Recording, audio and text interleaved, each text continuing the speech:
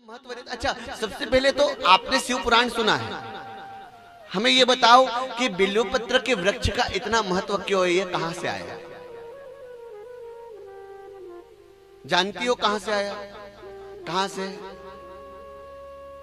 हाँ, अब असल आपको बताएं। देखो, सनातन में कई प्रकार बताए हैं, कई चीजें बताई हैं, पर असल में बेलपत्र कहां से आया? गावो मतलब गौ माता, जो जगत की उत्पत्ति और स्थिति को निर्माण करती है, ये गौ माता है। हमने कल गौ माता के बारे में कहा था कि आप सभी को गौ माता की दवाई लेना है, और गाय के बने हुए किसी भी पदार्थ की दवाई होती है, उसमें बिल्व के वृक्ष के फल का उपयोग किया जाता है।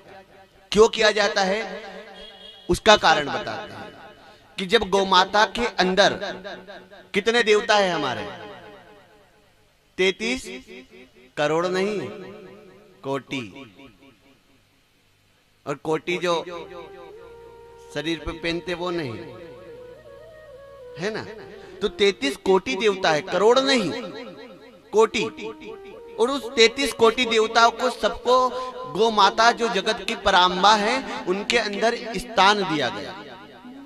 सारे गौ माता के अंदर देवता बैठ गए, नवग्रह भगवान बचे, गंगा मैया बच गई और महारानी लक्ष्मी बच गई।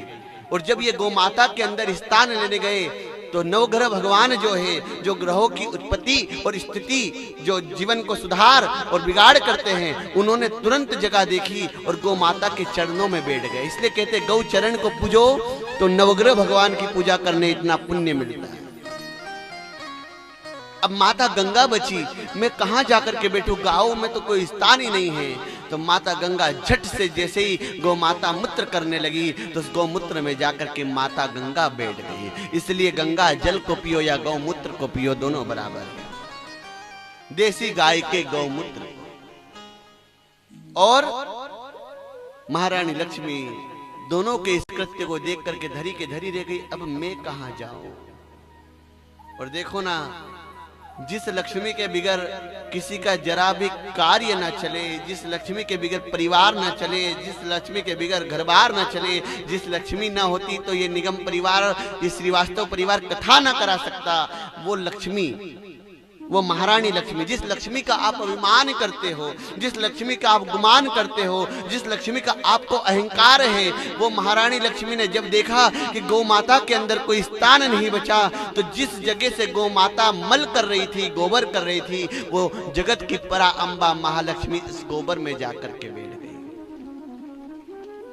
इसलिए गोबर के अंदर महारानी लक्ष्मी का स्थान है। जिस घर में गोबर का लेपन होता है, जिस घर में गोबर का चौका लगता है, उस घर में कभी दरिद्रता नहीं आती है, उस घर में कभी यमराज नहीं आते हैं, उस घर में कभी काल नहीं आता है, उस घर में कभी बुरा मनुष्य नहीं आता है, उस घर में कभी क्रोध नहीं आता है, उस घर में कभी लोभ नहीं आता है, उस घर में कभी कुप्रभाव नहीं बरसता है। और ऐसे घरों के अंदर सदैव संत समाज और श्री हरि भगवान आते रहते।